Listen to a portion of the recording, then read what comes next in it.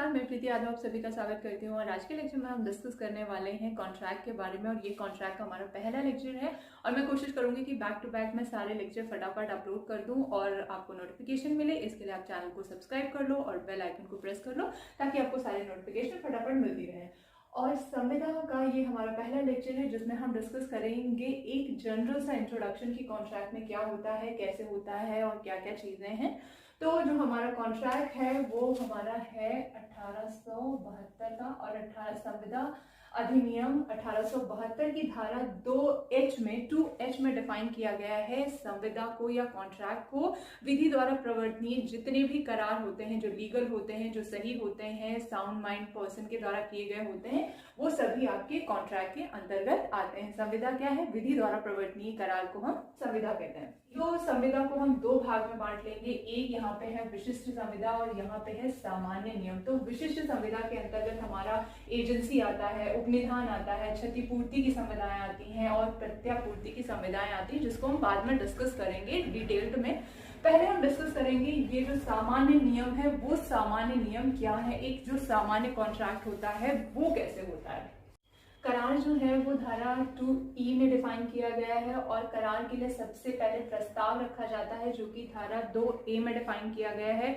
अगर मुझे कोई कॉन्ट्रैक्ट करना है, मान लिया मेरे पास एक घोड़ा है, मुझे उसे बेचना है, तो मैं उसके लिए प्रस्ताव रखूंगी। ए ने बी के सामने एक प्रस्ताव रखा और बोला कि मैं 500 रुपए में ये घोड़ा बेचना चाहता हूँ, क्या तुम खरीदना चाहते हो? अगर 500 रुपए में सेम कंडीशन पे बी उस घोड़े को खरीदने के लिए तैयार हो जाता है तो यहाँ पे उसकी स्वीकृति को मान लिया जाएगा और प्रस्ताव जैसे ही स्वीकार कर लिया जाएगा ये यहाँ पे बन जाएगा कॉन्ट्रैक्ट।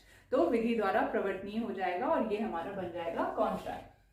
तो वैध संविदा के लिए आवश्यक तत्व क्या होता है? जैसे संविदा है, संविदा में करार होता है, करार में फिर प्रस्ताव होता है, प्रस्ताव में स्वीकृति होती है, प्रस्ताव किया फिर स्वीकार किया, तो ये हमारा कॉन्ट्रैक्ट बन गया। तो वही अब जब कॉन्ट्रैक्ट बन गया तो अब हम चेक करेंगे इसमें कि जो वैध संविदा होती है या जो करार होता है उसमें कौन सी ऐसी कंडीशंस होती हैं जिसकी वजह से वो वैध होता है। वैध संविदा के आवश्यक तत्व, तो सबसे पहले तो उसमें एक प्रतिफल होना चाहिए जो कि धारा 2D में डिफाइन किया गया है। प्रतिफल, बिना प्रतिफल के कोई संविदा नहीं हो सकती है। अगर मैंने अपना घोड़ा तुमको फ्री में दे दिया है, ए ने अपना घोड़ा बी को फ्री में दे दिया है, तो डेफिनेटली वो करार नहीं है, संविदा नहीं है, क्योंकि यहाँ पे प्रतिफल नहीं है। वही चीज अगर ए बी को 500 रुपए में बेच रहा है तो डेफिनेटली वो आपका यहाँ पे प्रतिफल है और वो एक संविदा है, वैलिड संविदा है। फिर आता है उद्देश्य की वैधता। जो कॉन्ट्रैक्ट है वो जो किया गया है उसमें उसका उद्देश्य जो है वो वैध होना चाहिए। ऐसा नहीं कि मैंने किसी के साथ कॉन्ट्रैक्ट कर लिया है कि चलो हम दोनों मिलकर चोरी करेंगे, जो चोरी का माल होगा उसको हम आपस में बांट लेंगे, तो ये कोई वैध करार नहीं है या कोई इसमें कंडीशन जो है, उद्देश्य जो है वो वैध नहीं है। अवैध कार्य के लिए आप कोई भी कॉन्ट्रैक्ट नहीं कर सकते हो। फिर हमारा तीसरा पॉइंट जो है वो संविदा करने की क्षमता। सब ये सबसे ज्यादा इंपॉर्टेंट है कि संविदा करने की क्षमता होनी चाहिए। मान लिया मैं 18 साल से नीचे हूँ और मैं बालिग नहीं हूँ, मुझे संविदा करने का अधिकार नहीं है। मेरी तरफ से माँ बाप संविदा कर सकते हैं, कॉन्ट्रैक्ट कर सकते हैं लीगल पेरेंट्स की तरह, लेकिन मैं नहीं कर सकती हूँ। मेरे द्वारा किया गया जितना भी करार होगा या जो संविदा मैंने की है वो ab initio void होती हैं। ab initio void का मतलब होता है वो शुरुआत से ही शून्य होती हैं, वो कभी भी एग्जिस्ट नहीं करती हैं।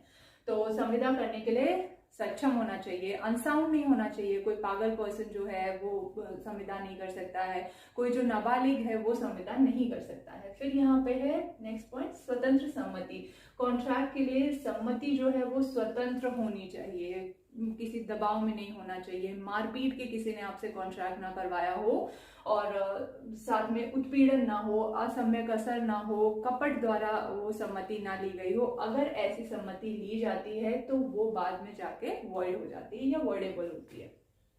तो स्वतंत्र सम्मति के लिए यहाँ पे कुछ पॉइंट्स हैं। जो दोष हैं वो क्या है उत्पीड़न, मारपीट के, जबरदस्ती किसी से सम्मति ले ली गई है तो वो बाद में वॉइडेबल हो जाएगी। फिर यहाँ पे असम्यक असर, मान लिया मैं किसी आश्रम में जाती हूँ, वहां पे रहती हूँ, मुझे अच्छा लगता है और वहाँ के जो साधु संत है, बाबा है, वो मुझे बहला फुसला के एक अपना असर जो है वो मुझ पर डाल देते हैं, तो उस असम्यक असर में आके मैं अपनी सारी प्रॉपर्टी उनके नाम कर देती हूँ और बाद में जब मैं उस असर से बाहर निकलती हूँ तो मुझे लगता है कि नहीं, मैंने गलत किया, मुझे ऐसा नहीं करना चाहिए, तो मैं यहाँ पे वॉइडेबल करा सकती हूँ इसको।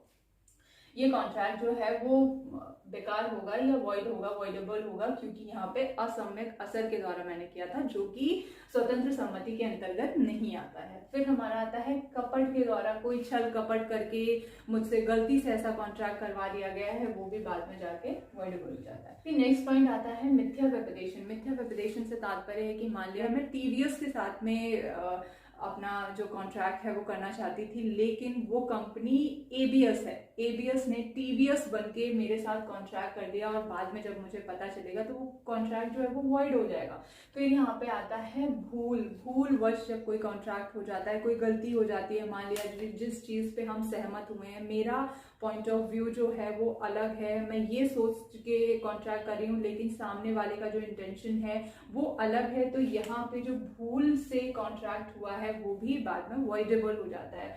तो इससे ये एक वैलिड कॉन्ट्रैक्ट का निर्माण नहीं कर सकते हैं, क्योंकि स्वतंत्र सम्मति के लिए ये सारी चीजें नहीं होनी चाहिए। अगर ये सारी चीजें हैं तो वो कॉन्ट्रैक्ट जो है वो वैलिड नहीं होता है।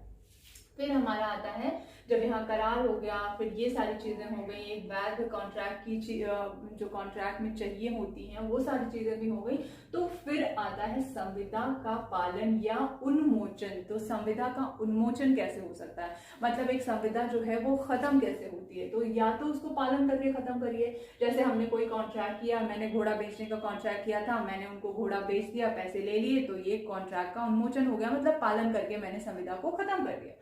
फिर यहाँ पे आता है पालन की असंभाव्यता। तो संविदा का उन्मोचन उस कंडीशन में भी होता है जहाँ पे पालन नहीं किया जा सकता है।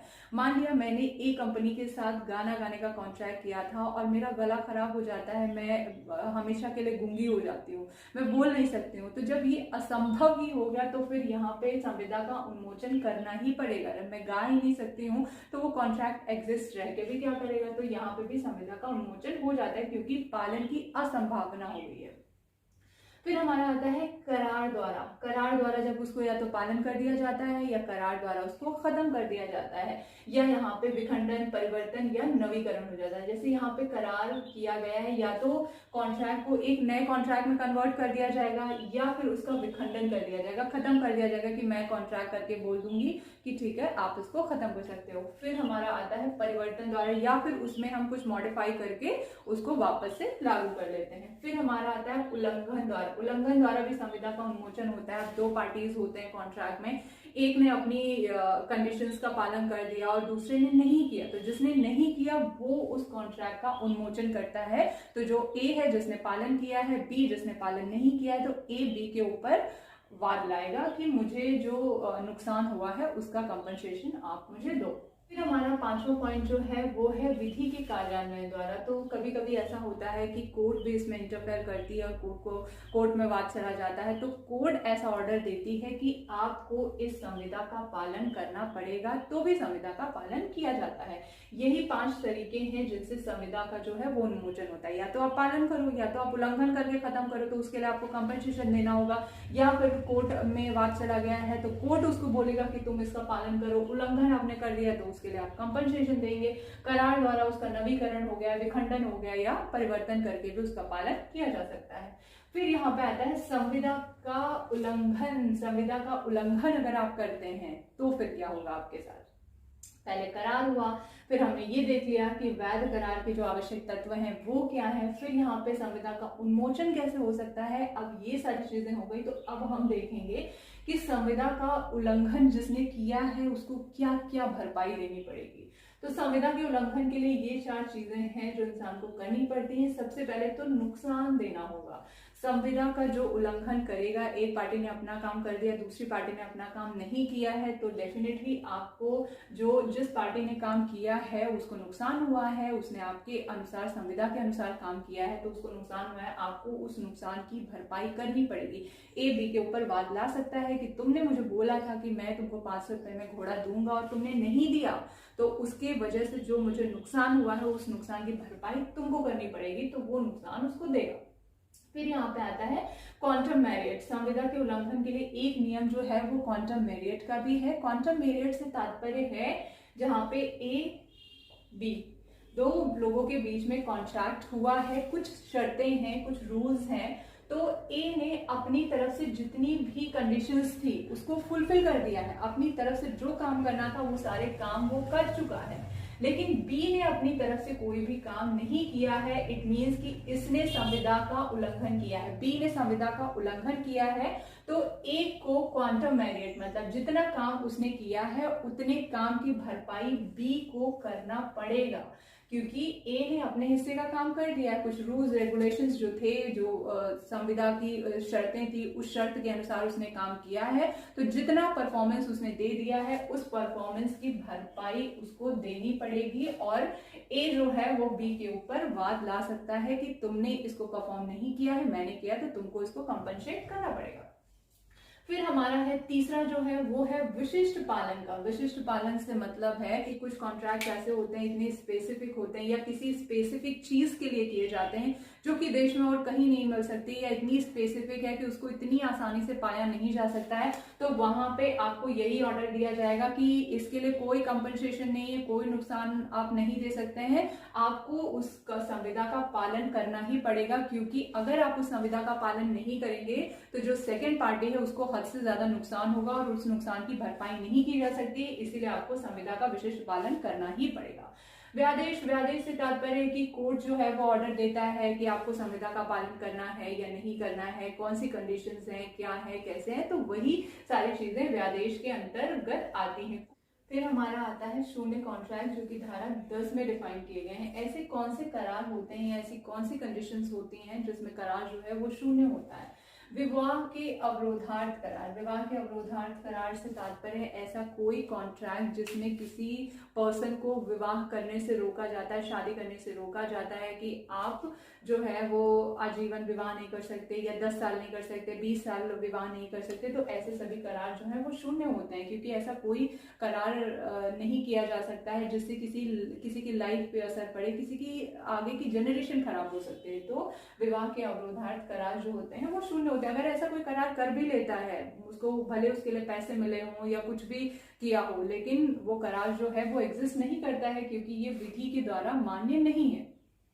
फिर हमारा आता है व्यापार के अवरोधार्थ करार। व्यापार के अवरोधार्थ करार जहाँ पे कोई ऐसा करार कर लिया जाता है जिसमें ये बोल दिया जाता है कि मैं कोई व्यापार नहीं करूंगा, पूरी जिंदगी में कोई काम नहीं करूंगा, तो ऐसे करार भी शून्य होते हैं कि जिसमें आप व्यापार नहीं कर सकते, शादी नहीं कर सकते, ये सब करार बिल्कुल गलत होते हैं और ये शून्य होते हैं। विधिक कार्यवाहियों के अवरोधार्थ करार। आप कोई ऐसा करार नहीं कर सकते हैं जिसमें विधिक कार्यवाहियों को रोका जा सके, या मैं किसी के साथ कॉन्ट्रैक्ट कर लूं कि मैं तुम्हारे ऊपर वाद नहीं करूंगी, तुम किसी का खून कर दो, या तुमने मेरे घर पे इस पर्सन का खून किया है, मैं तुम्हारे खिलाफ कोई कार्यवाही नहीं करूंगी, मैं तुम्हारे ऊपर कोर्ट में केस नहीं लाऊंगी, तो ऐसे करार भी शून्य होते हैं। ऐसे करार हम नहीं कर सकते हैं क्योंकि ये विधिक कार्यवाहियों को रोकते हैं और न्याय के खिलाफ होते हैं, न्याय को नहीं होने देते हैं, इसलिए ऐसे करार जो है वो शून्य होते हैं। फिर हमारा आता है अनिश्चित करार। अनिश्चित करार से तात्पर्य है ऐसे करार जिसके बारे में कोई निश्चितता ही नहीं, हमने ऐसा करार कर लिया जो कि 100 साल बाद भी होने की संभावना नहीं है, ऐसे करार का कोई फायदा नहीं होता, ये विधि द्वारा मान्य नहीं होते हैं, अनिश्चित होते हैं, इतने ज्यादा अनिश्चित होते हैं कि इसके बारे में कोई कॉन्ट्रैक्ट नहीं किया जा सकता, ऐसे करार भी शून्य होते हैं। अगर कोई कर भी लेता है ऐसे करार तो वो शून्य होते हैं, उसके लिए कोई भी लीगल ड्यूटी, कोई भी लीगल लायबिलिटी जो है वो नहीं होती है। आता है बाजी लगाने के करार। बाजी लगाने के करार से तात्पर्य ऐसा कोई करार जिसमें शर्त लगाई जाती है। मान लिया किसी ने किसी के साथ शर्त लगाई कि मैं 10 मंजिला इमारत से नीचे कूद के आऊंगा और जब जिंदा बचूंगा तो तुमसे पैसे लूंगा, या जिंदा बच जाऊंगा तो तुम मुझे इतना इतना अमाउंट दोगे, तो ऐसे करार जो होते हैं वो भी पूरी तरीके से शून्य होते हैं, क्योंकि स्वीकृति ऐसा कोई करार नहीं किया जा सकता है। बाजी लगाने वाले, शर्त लगाने वाले करार जो है वो नहीं किए जा सकते हैं। तो हमारा जो इंडियन कॉन्ट्रैक्ट 1872 है उसमें इतनी सारी चीजें जो हैं वो आपको पढ़नी होती हैं। ये एक जनरल सा इंट्रोडक्शन था। आगे के लेक्चर में हम डिटेल में डिस्कस करेंगे कि प्रस्तावना क्या है, कौन सी कंडीशंस हैं जिसमें प्रस्तावना की जाएगी, कौन सी कंडीशंस हैं जिसमें स्वीकृति होती है या स्वीकृति नहीं होती है, कब स्वीकृति पूरी होती है, कब स्वीकृति पूरी नहीं होती है। इन सारी चीजों को हम आगे के लेक्चर में डिस्कस करेंगे। तब तक के लिए धन्यवाद।